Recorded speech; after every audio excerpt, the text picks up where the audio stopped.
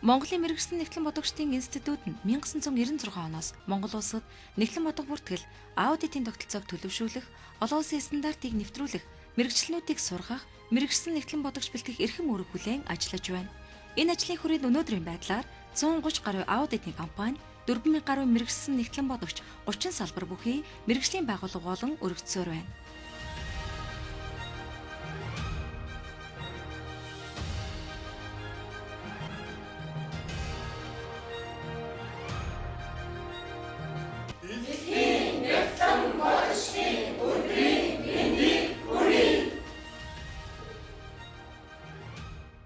Монгол Улсын нийт санхүүжилт мэрэгсэн нэгтлэн бодогчдод баярын мэнд хүргэе.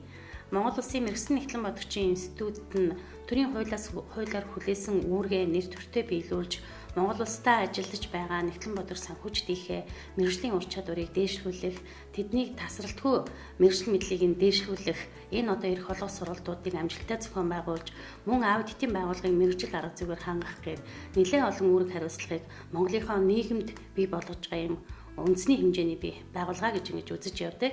Монгол Улсын нийгэм эдийн засгийг хөгжүүлэхэд манай мэрэгсэн нэгтлэн бодогчид, манай санхүүжилтийн маань оруулж байгаа түүхэн үүрэг гавьяа бол бас өндөр байдаг. Эдгээр нэгтлэн бодогчид маань Монгол Улсынхаа салбар бүрт өөрсдийнхөө одоо эрхлэх үйл ажиллагааг чанартай, үр дүнтэй зохион байгуулж байгааг нь би бас бахархаж явдаг юм аа.